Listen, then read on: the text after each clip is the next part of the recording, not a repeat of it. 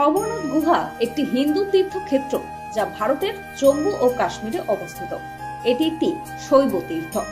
এই গুহাটি সমতল থেকে ৩,৮৮৮ মিটার অর্থাৎ ১২,৭৫৬ ফুট উঁচুতে অবস্থিত।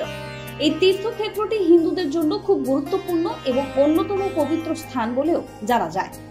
গুহাটি পাহাড়ে ঘেরা, আর এই পাহাড়গুলো সাদা তুষারে আবৃত থাকে বছরের অনেক মাস ধরে।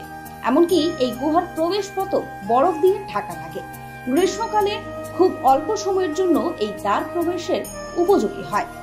তখন লক্ষ লক্ষ তীর্থযাত্রী অমরনাথের উদ্দেশ্যে যাত্রা শুরু করেন। অমরনাথের গুহাতে চুইয়ে পড়া জল জমে শিবলিঙ্গের আকার ধারণ করে। জুন জুলাই মাসে শ্রাবণী পূর্ণিমা থেকে শুরু হয় অমরনাথ যাত্রা, শেষ হয় জুলাই আগস্ট মাসে গুরু পূর্ণিমার সময়।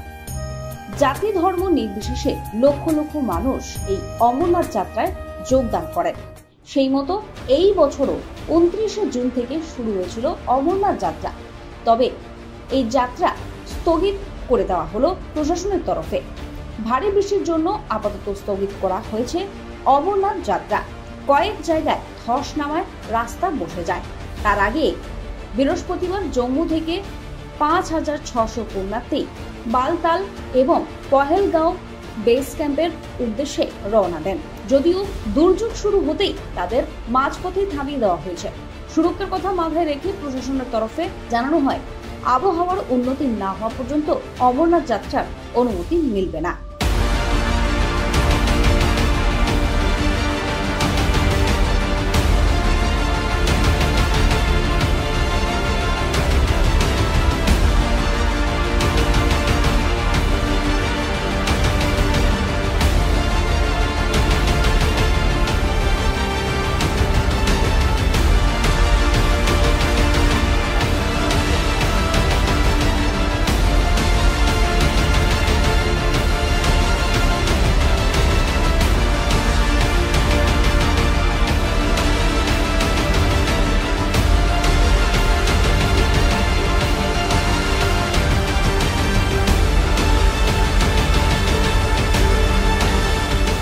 Bureau report, news all India.